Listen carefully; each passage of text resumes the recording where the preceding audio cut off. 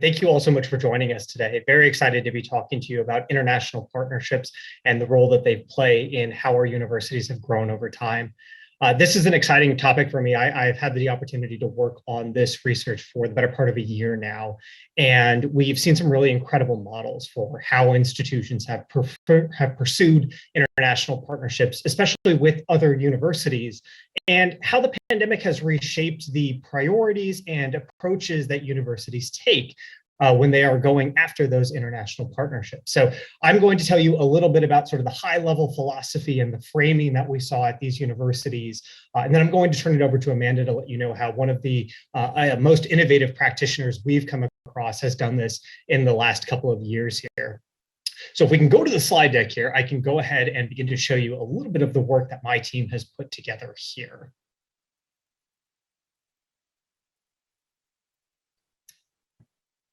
Wonderful. Well, as I mentioned, we started this research, New Opportunities for International Partnerships, in about the fall of last year. So right as things were just getting difficult in the pandemic, if you will. And we fully expected to go into this research and hear sad stories, difficulties, challenges in forging new international relationships with one another while we were all dealing with the impacts of a global pandemic at this point.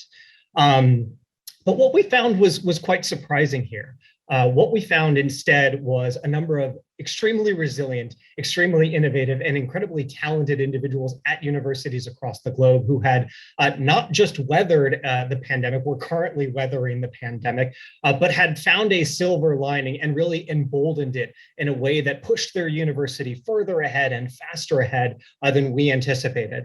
This was so great that one partner we talked to actually remarked, gee, I'm curious if there was even an impact to the pandemic, as you see at the top of the slide here.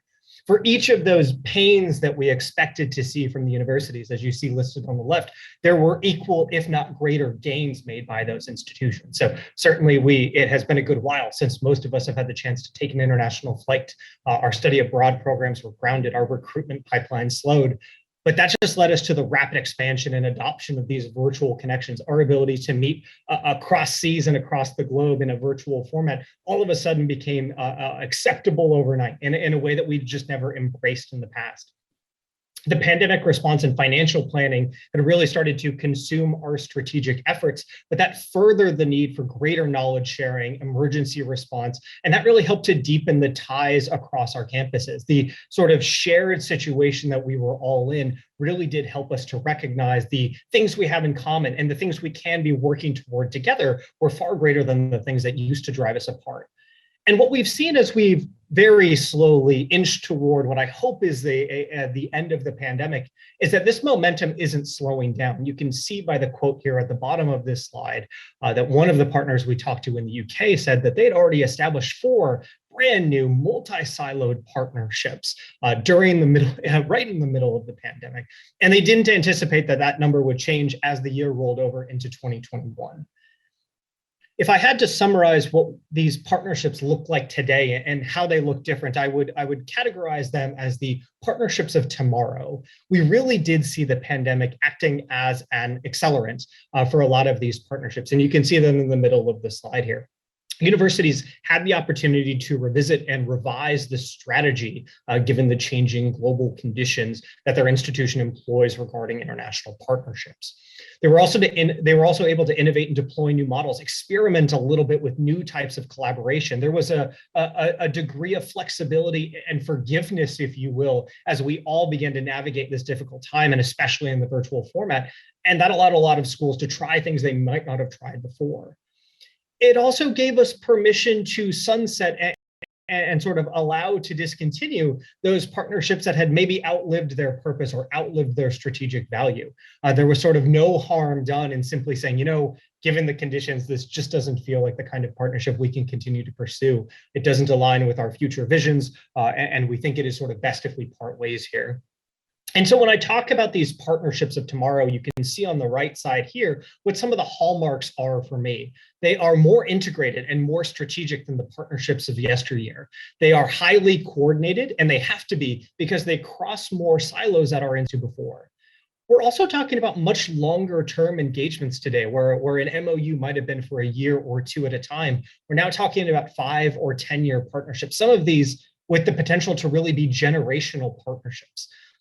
We also have to be more careful about how we evaluate them. We're seeing partners write out their expected goals and ROI and the KPIs that they'll be using to track those partnerships earlier on, rather than getting to the end of the partnership and attempting to calculate what we did right and what we could have done better. Now, while I'm very excited about this momentum and I think these partnerships will continue, I also think it brings with it new challenges. I think the barriers that you see here on the slide perhaps aren't new, but have also been exacerbated by the shift in strategy and the shift toward these smaller number of larger and more strategic partnerships. My team's listed out 12 of the most common barriers that we saw in our research here. You should feel free to drop into the chat box which of these is most acute for you all, or perhaps if we missed one, feel free to let us know about the barrier that stands out most to you. But across the pandemic, I think some of the more challenging ones that we saw are that top left corner, leadership instability. A lot of folks at the leadership levels of universities across the globe took the pandemic as an opportunity to evaluate where they wanted to be in the next few years. And we saw a good amount of leadership crossover. And while that's certainly healthy in an industry like ours, it does lead to some of these partnerships perhaps slipping through the cracks as the former champion departs and moves over to another university or takes a role in industry or perhaps even retires. Cultural differences and lack of trust. This is, again, not a new barrier that we see, but as we have watched the way our governments have responded to the pandemic and responded to the challenges of working with other countries, universities find themselves in the middle of these disputes, while we used to be a peripheral actor at best. And so today, navigating those cultural differences and ensuring that university to university, we can build trust, I think that's gotten tougher in the last year and a half. And unfortunately, as our countries come out of the pandemic and really begin to sort through the economic recovery measures we're going to have to take to get back to something that looks like normal, I think it's going to become even more difficult to get that right. And the activities that happen within the silos, again, our universities did a phenomenal job navigating a shift from fully in-person to often fully online education. We had to move mountains in a matter of hours or days in some instances to make it happen and to continue to meet the mandate that our students, our faculty, our staff, and our communities hold us to. Unfortunately, it really did take the strength of those silos to make those efforts work. And so as we look at the University of 2021, it is increasingly more inwardly focused. These silos have gotten stronger as a result of this, and that can make it more difficult to negotiate what a good, multi-threaded, university-level strategic partnership looks like. But I remain optimistic. When we look at the kinds of partnerships that were established during the pandemic, both those that were net new for these universities, as well as those that were renewed during the pandemic, what we're seeing is far better integration of the 4 most common and sort of most important assets that we would want to bring to a partnership: academic partnerships, student mobility, faculty exchange and mobility, and research partnerships. And I think the best partnerships are really those that sit at the intersection of these 4, that, if you will, shave the corners off of what used to be a square and a 2x2 grid here, and really are a cohesive circular cycling model here. And so as my team sort of arrived at this conclusion and arrived at this thesis point, we went looking for universities that were adopting these innovative models and pursuing these multi-threaded partnerships in a more in a greater way than perhaps they had in the past. And it was through that research that we arrived at the University of Sydney and talking to Amanda and her team about the work that they've been pursuing for a good while, but they really saw a lot of these trends and found a really smart way to approach potential partner institutions during the pandemic. So let me turn it over to Amanda here. Let me turn the slides over to her, and she can tell y'all a little bit about how they did it. So good morning, everybody. So I'm going to give you a brief overview of our current partnership strategy at the University of Sydney. And so, you know, the idea of the strategy was really around, thank you, here we go. The idea of the strategy was really trying to develop a very focused approach to our engagement through sort of an active and focused network of international partner universities. So our current strategic plan, it concludes in 2020, so it concluded last year, but it's still current until we have a new one. So the current strategic plan was really about identifying up to 15 to 20 preferred global partners that are kind of aligned with our strategic objectives for research and education. So we wanted to create alliances with universities that share our complementary strengths in research, but also sort of forging new alliances around education and student experiential learning and student mobility. And also by 2020, we aim to give 50% of our students a short-term or long-term mobility experience. Now, that's a pretty ambitious target. And unfortunately, because of COVID, all of that has been put on hold. But in 2019, we were sort of tracking at around 36 or 37%, which was not quite there, but getting there. And I think in many cases, I think in many instances, it's good to aim high anyway, to have a target to sort of try to reach in many ways.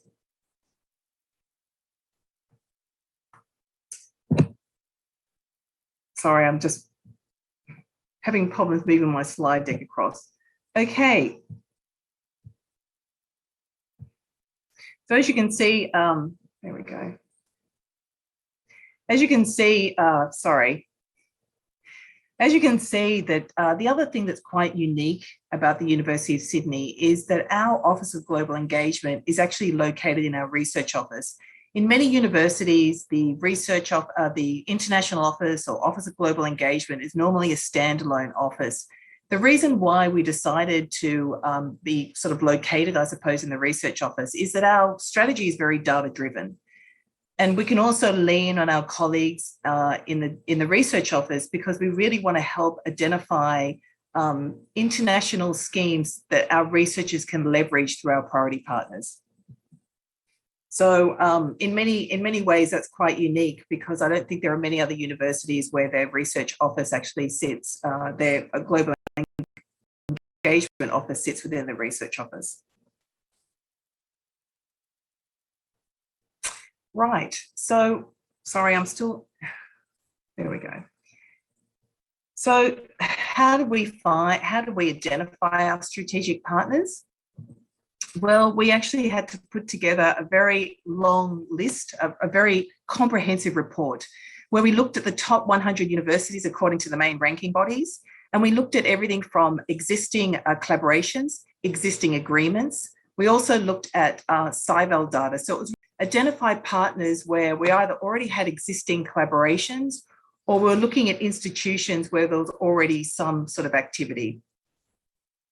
And we also had consulted a lot with our associate dean's research. So we realized that it was this approach is pretty much sort of a top-down and bottom-up approach. So it was really important for us to consult with a broader university around the partners that we decided to choose. So after we put that very comprehensive report, we narrowed that down to a smaller list of partners. And then my boss did a lot of traveling overseas. So she did a lot of traveling in the first couple of years.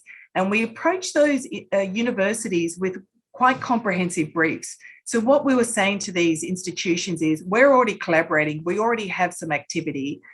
We have a lot of synergy in terms of our research areas. So why don't we collaborate? And of course, as you can imagine, we did get a couple of no's. So we did have institutions such as Oxford and MIT say thanks, but no thanks, but we're expecting that because we're really trying to aim high because we understand the importance of collaborating with top tier institutions. It helps with the quality of your research and it helps really generate research income and research impact. Sorry, I've really skipped ahead with this whole slide deck and I apologize for that. My phone's not playing nice with me, but this is very important to show this slide. So this is a current map of our priority partners. So as you can see, we have a cluster of institutions in Asia, also in Europe, and we have 4 in the US. It's not quite global yet.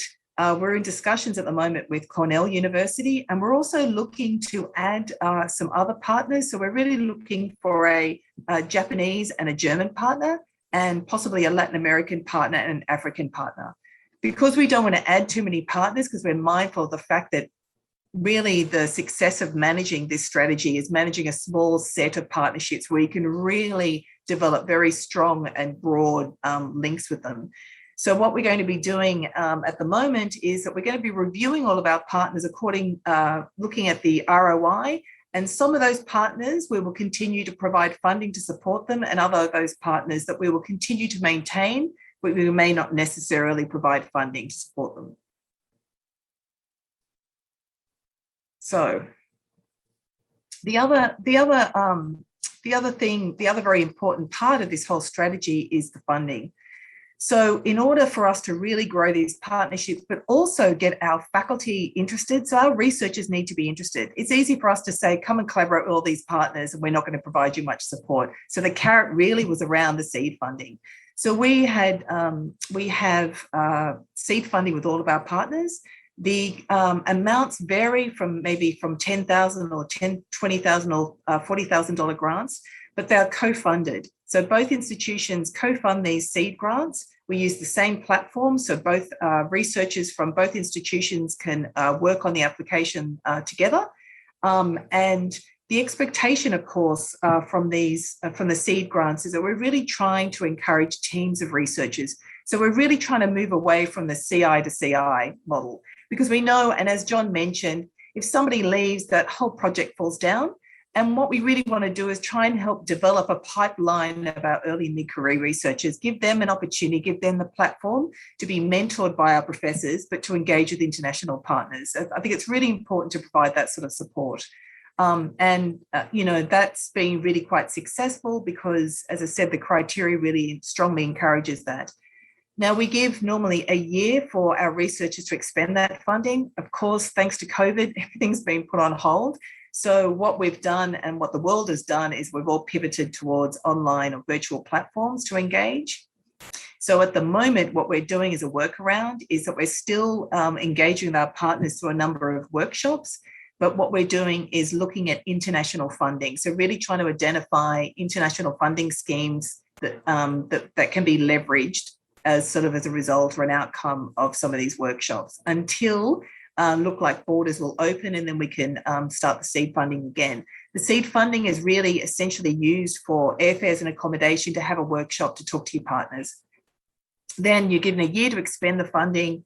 You fill in a report pro forma, and the expectation is that you leverage funding, or also, some of the other outputs are, joint publications, curriculum development, possibly joint teaching, and those sorts of initiatives. The other important thing to note is that we understand that there's very much a lag effect. So when we're asking our researchers to report back, it's normally within 3 months of the completion of their project.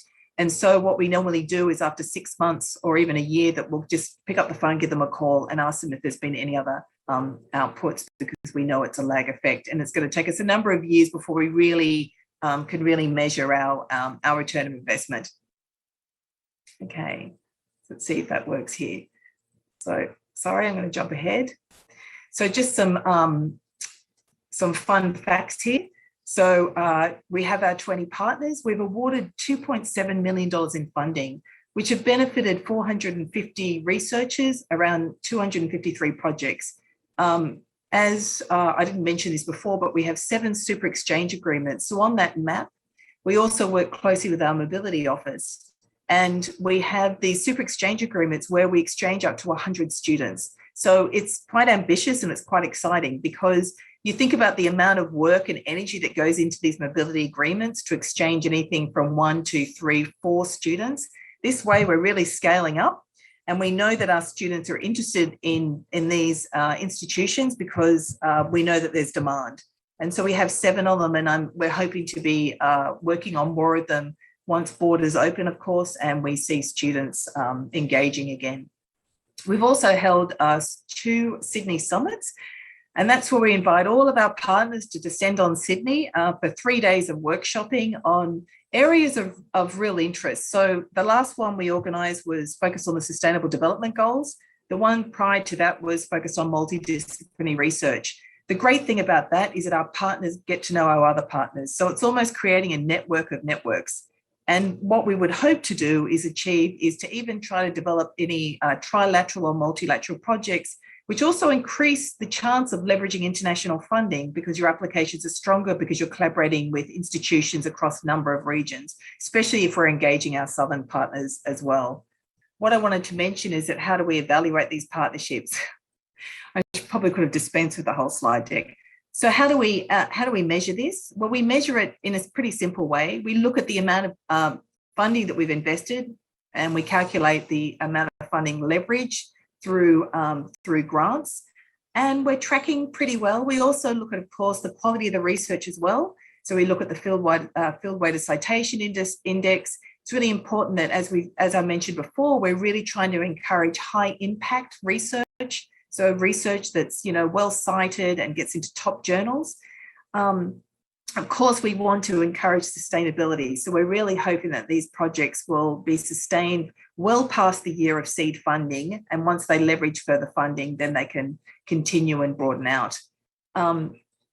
So I think that's probably everything I wanted to mention at the moment. It's a great strategy. We're going to continue with this strategy, but as I said, we're going to be reviewing our partnerships. But we've really also developed, and this is something that I mentioned to John when we chatted a while ago, the one thing that's really great about this strategy as well, we know our partners really well.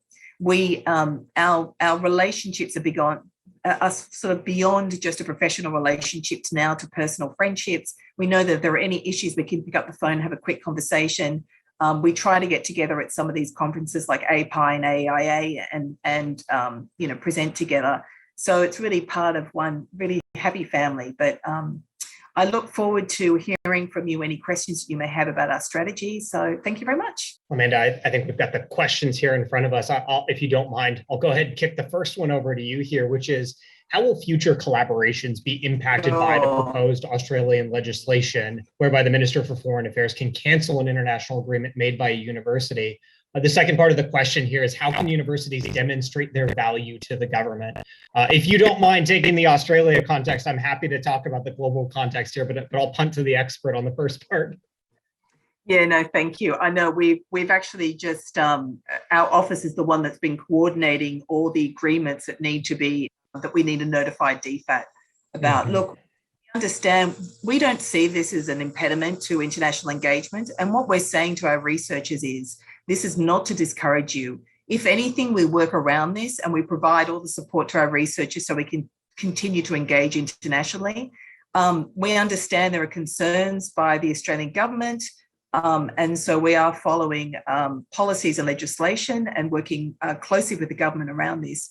But this is definitely not something that we see as an obstacle. And if anything, we've been providing a lot of training sessions to our researchers to encourage them, but also inform them of this legislation as well. Because we don't want them to feel overwhelmed by it all. We want them to feel like this is something that we need to do when we're engaging international partners. We just need to be mindful of certain things. But no, we certainly don't see this as a obviously it's a little bit of a challenge, but it's certainly not something that's going to discourage us from engaging. And John, I might hand over to you for the second part of that question.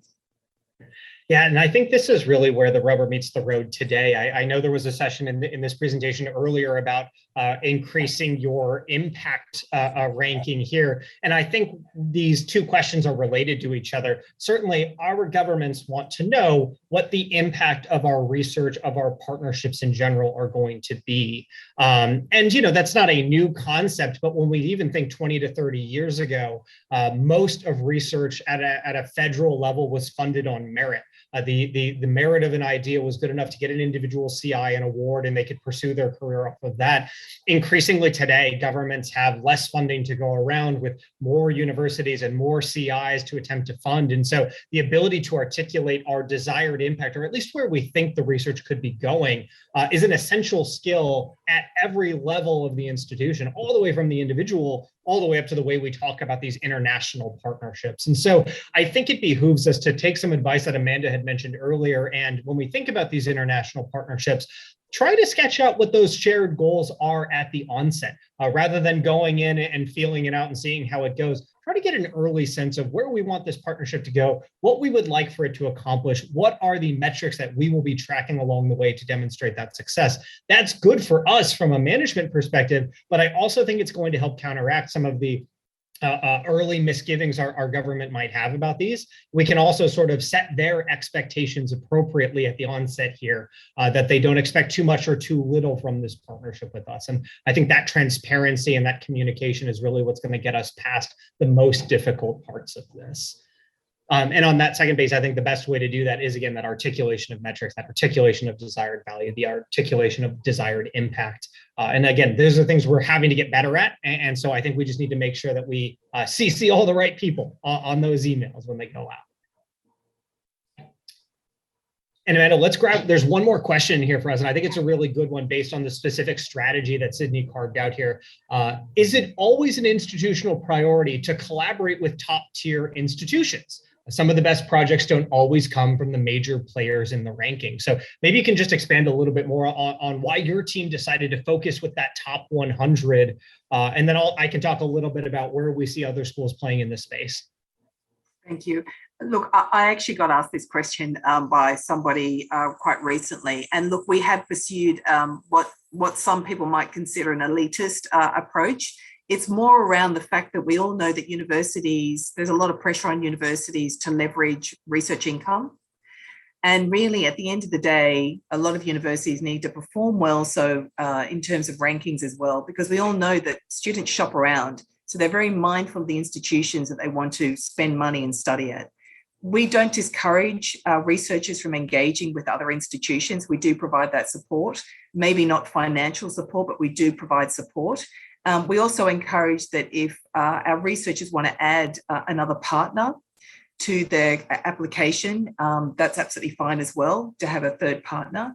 But we can appreciate the fact that that they're not always the top institutions. However, this is the strategy that we've pursued in terms of trying to encourage more Cat 3 grants as well, because that's something that the University of Sydney is quite aware of, that we need to compete with our other group of 8 institutions. So as I said, that yes, that's the strategy that we've pursued, but we certainly don't discourage our researchers from engaging with other institutions. I think it would be a harder sell if we were to say sign up an institution that we may not have the same level of engagement. So that's, John, I'll hand back over to you. And when we look at schools that are curating those portfolios of partners today, we often do see a healthy mix. If you'll entertain the analogy a little bit, of schools that we would consider to be immediate peers, folks that are within 5 to 10 rankings sort of in either direction of us, and then a couple that are probably a little bit higher and probably a few that are a little bit lower here too. And Amanda's point spot on there, because it comes back to the engagement. Are our faculty going to be excited about this opportunity? Are our students going to be excited about this opportunity? Does the partner bring something unique that we couldn't get otherwise? We got one more question in here, and I don't think we're going to have time to answer, so I'm going to try to roll it in here. The question was around how can universities identify new opportunities to collaborate where they don't have a relationship? And I think Amanda's approach is the right one to start with. You got to find a way to narrow the world down. There are more than 25,000 four-year universities across the globe. That is way too many to wrap our heads around. And so you've got to find a couple of those variables that are important to your institution that can help you bring that number down to a manageable size. And then you can begin that in-depth qualitative and quantitative research, as Amanda mentioned, of comparing citations and publications, comparing locational and geographic advantages, and then looking for those opportunities where you might already have a relationship that you just don't know about. It could be a one-off relationship between a PI. It could be a one-off relationship between an administrator. And so I think there's a lot of opportunity in the Sydney strategy to help bring the universe down into a more manageable size. And from there, you're looking for those greatest areas of overlap, interest, and excitement that'll help drive those partnerships forward. I think we're at time then. So I'll just say a thank you so much again for attending. This was a wonderful session for us. I hope we get the chance to answer more of your questions and follow up, but I hope you all have a great rest of the session and a great rest of your day.